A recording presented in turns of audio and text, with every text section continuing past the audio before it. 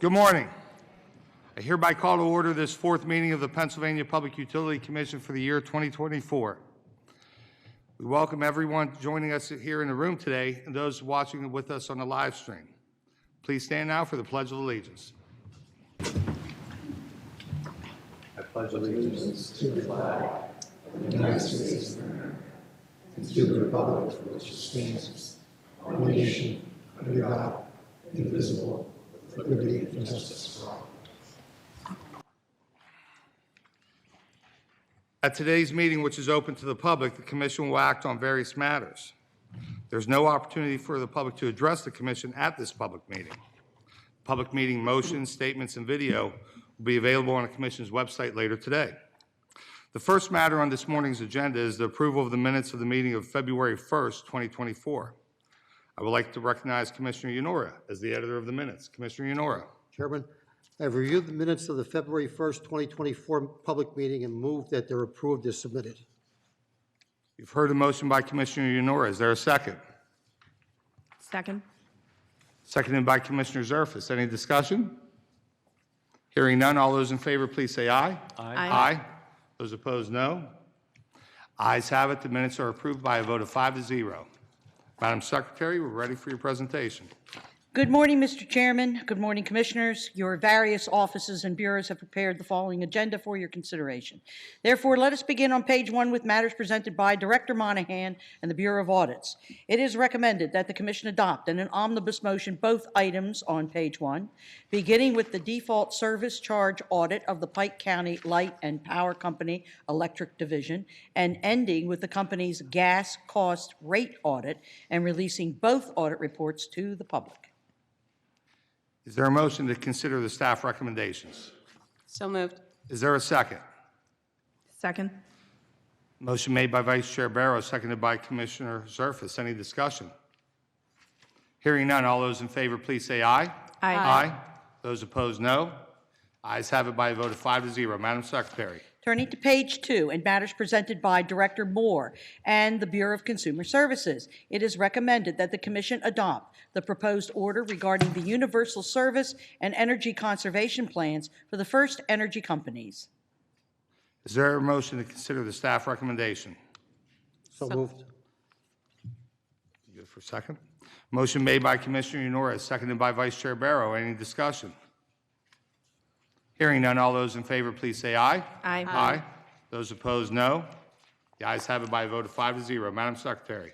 Turning to page 3 and matters presented by Director Hafner and the Office of Special Assistance, it is recommended that the Commission adopt in an omnibus motion both items on page 3, beginning with the formal complaint of Cindy Kelly versus the Metropolitan Edison Company, and continuing the omnibus on page 4, pausing to note that the first item on page 4, the formal complaint of John Kerr Musgrave versus the Pittsburgh Water and Sewer Authority, has been postponed to the public meeting of April 4th, 2024. And now, Mr. Chairman, continuing the omnibus at the bottom of page 4 to include the formal complaint of Craig Murphy versus the Duquesne Light Company, and continuing the omnibus on page 5 to include both items on page 5, and including and ending the omnibus with the single item on page 6, the application of Libby's Helping Hands Healthcare Agency. Is there a motion to consider the staff recommendations? So moved. Is there a second? Second. Motion made by Commissioner Coleman, seconded by Vice Chair Barrow. Any discussion? Hearing none, all those in favor, please say aye. Aye. Those opposed, no. The ayes have it by a vote of 5-0. Madam Secretary. Turning to page 7 and matters presented by Director Diskin and the Bureau of Technical Utility Services, it is recommended in an omnibus motion that the Commission adopt both items on page 7, beginning with the extension requested by UGI Utilities regarding the company's forthcoming petition for approval of its Phase 2 Energy Efficiency and Conservation Plan, and continuing the omnibus to include both items on page 8, both items on page 9, and all 3 items on page 10, ending the omnibus with the annual Price Stability Index, Service Price Index, for the Commonwealth Telephone Company doing business as Frontier Communications, Commonwealth Telephone Company. Is there a motion to consider the staff recommendations? So moved. Is there a second? Second. Motion made by Commissioner Zerfus, seconded by Vice Chair Barrow. Any discussion? Hearing none, all those in favor, please say aye. Aye. Those opposed, no. The ayes have it by a vote of 5-0. Madam Secretary. Turning to page 11 and matters presented by Chief ALJ Rainey and the Office of Administrative Law Judge, it is recommended that the Commission adopt the initial decision of ALJ DeVoe in the formal complaint of Michael Moorfield versus the Duquesne Light Company. Is there a motion to consider the staff recommendation? So moved. Is there a second?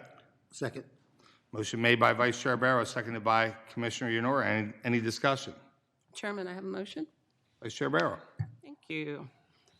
On January 4th of this year, an initial decision was issued granting the complainant's petition to withdraw and dismissing the formal complaint. I agree with granting the petition to withdraw.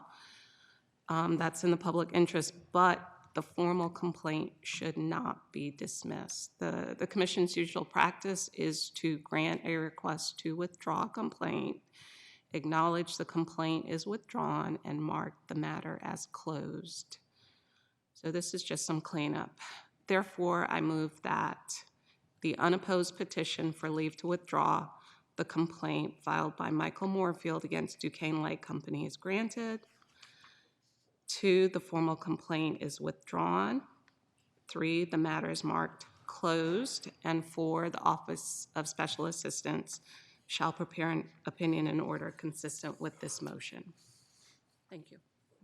Further motion by Vice Chair Barrow. Is there a second? Second. Seconded by Commissioner Zerfus. Any discussion on the motion? Hearing none, all those in favor, please say aye. Aye. Those opposed, no.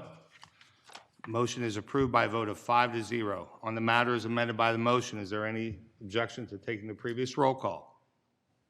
Hearing none, the matter passes by a vote of 5-0 as amended by the motion.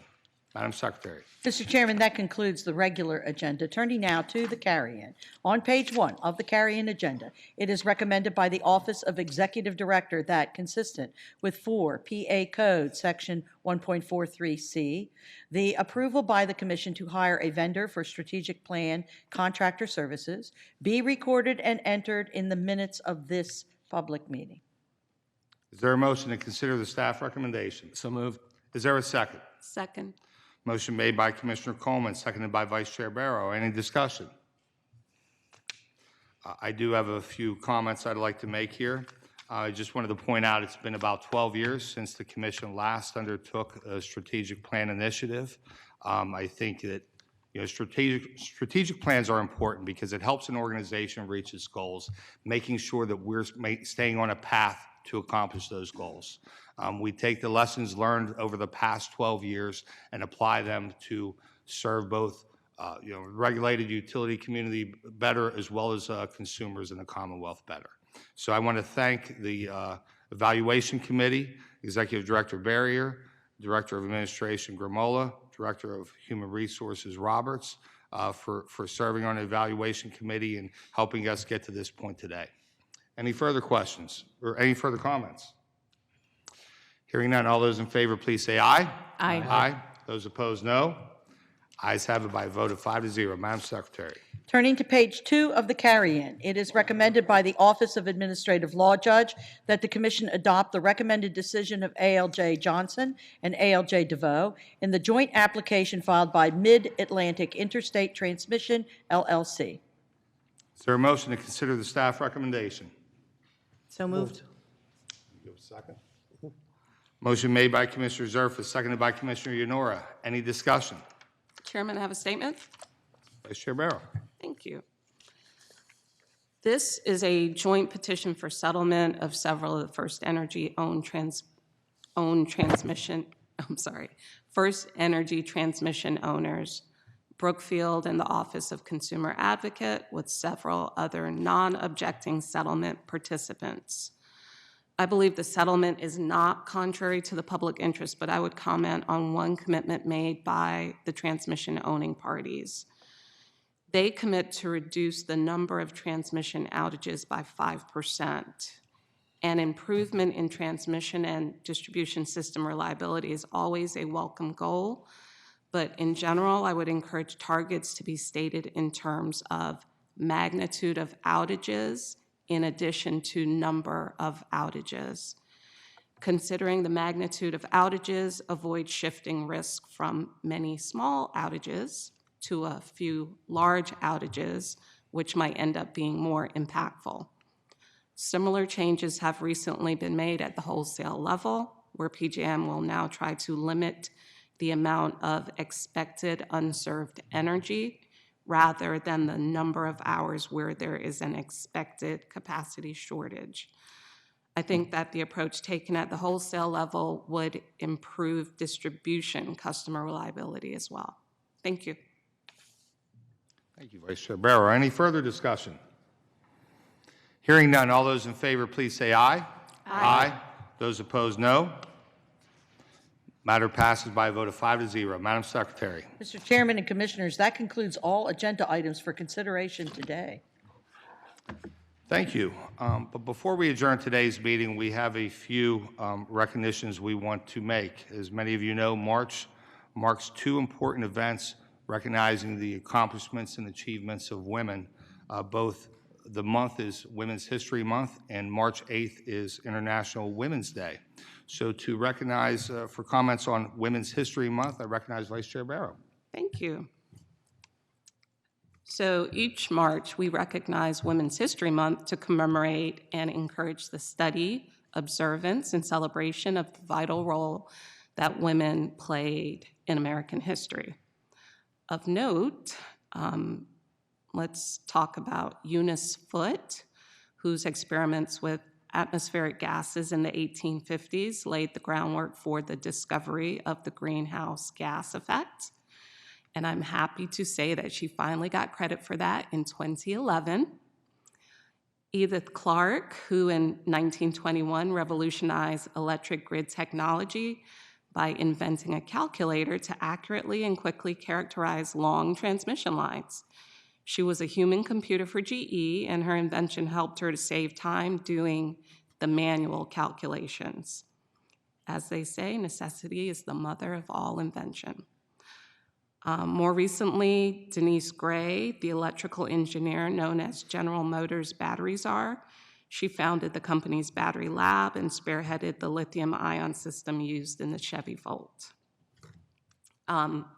We are not just celebrating history this month, also the present and the future. History is being made by women every day. We're making our own history right here at the PUC. We recently recognized the retirement of Chairman Gladys Brown Dutrell. She was the longest-serving female commissioner to date. Our current board is only the fourth commission in our 87-year history where two female commissioners have served simultaneously. Call me greedy, but with over 50% of the U.S. population being female, I hope that we will see 3 female commissioners up here at some time in the near future. In addition to Commissioner Zerfus and myself, we currently have many female leaders that include our Executive Director, Jennifer Barrier, and also in 5 of our bureaus: BCS, OSA, I&E, the Secretary's Bureau, and the Bureau of Audits. These managers are some of the smartest and hardest working employees that we have, and we're lucky to have them. When I walked into this building in 2001, if I can be frank, I thought to myself, this is an old boys club. Over the decades, happy to say, I'm starting to see that change. It's been a positive change. We've got more women entering the utility and regulatory workforce, and with more women, we're gaining more perspectives and different ways to problem solve, which is what we do here at the Commission. We problem solve. So every perspective is valuable. I ask you all to please keep up the fabulous work. Continue looking for opportunities to showcase your talent and the talent of others. I ask that of the women and men that work here. You all got to your position because someone else was supporting you and shining a light on you. I know that was done for me by men and women, and I hope to pay that forward. And I'm hopeful that we will get to a point where there is no need to recognize Women's History Month. Maybe when my 8-year-old girl is an adult, but for now, we still need to recognize that at slightly over 50% of this country's population, women are still striving for equal opportunities, equal access, equal pay. We still have some ground to cover, but we can do it. Thank you. Thank you, Vice Chair Barrow. And now for comments on International Women's Day, Commissioner Zerfus. Thank you, Mr. Chairman, and those were really nice remarks, Vice Chair Barrow, so thank you very much. On Friday, March 8th, the PUC joined the rest of the world to recognize International Women's Day, and I was more than happy to join Vice Chair Barrow here in a social media message to help celebrate and honor the day. It was a global day dedicated to the social, economic, cultural, and political achievements of women. International Women's Day is an opportunity for women and girls to celebrate one another, each other's accomplishments, strengths, and creativity. It was a day to uplift our voices in support and encouragement of our sisterhood, and for all to unite in action to forge positive change forward for women and girls everywhere. I'm hopeful we can take a moment to acknowledge our own power and be proud of who we are as individuals without guilt or inhibition, and to let our sons and daughters, or our nieces or our nephews or our grandchildren see the pride that we have and know it's not always a bad thing, and that the women in their lives can kick some serious you-know-what. I wasn't going to say the word, Mr. Chairman. As part of this year's PUC's recognition of International Women's Day and of Women's History Month, a group photo featuring PUC employees will be taken here today in Hearing Room 1 immediately following the public meeting. That's why a lot of us are wearing purple today, and we're wearing purple as a way to show our solidarity and to showcase the many talented female employees that we have here at the PUC, and I'm honored to work with every single one of you every day. So here's to strong women. May we know them, may we be them, and may we raise them. Thank you. Thank you, Commissioner Zerfus. And may I just add, being the father of 2 daughters, thank you too, and the women leaders here at the agency for being good, strong role models. Being a father to 2 daughters, you always wonder, you know, what it's going to be like for them tomorrow, and for women leaders like we have here today, thank you that you are providing that pathway for them. So, and with that, we have another set of comments. Next week, March 18th to 24th, marks Fix a Leak Week. And for that, I recognize Commissioner Yanora for comments. Thank you, Chairman. Next week, beginning March 18th, is the National Fix a Leak Week, when we'll look at the highlights and the importance of water efficiency and conservation efforts. As co-vice chairman of the Neighborhood Committee on Water, I feel it's important to increase the awareness and the understanding of how big of a role water plays in supporting the communities. Conserving water starts at the home. The average household leaks can account for nearly 10,000 gallons of water wasted every year. 10% of homes have leaks that waste 90 gallons or more per day. Fixing these household leaks not only saves water, but reduces the water utility bills by over 10%.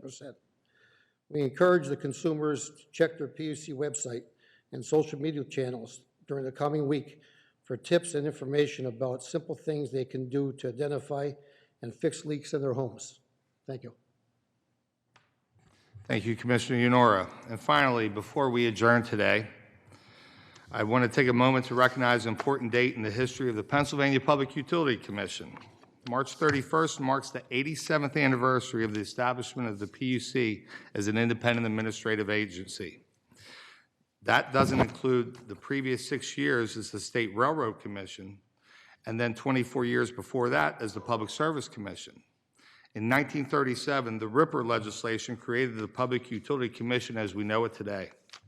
For more than 8 decades, the commissioners who came before us and my colleagues here today have faithfully carried out our mission of balancing the needs of consumers and utilities.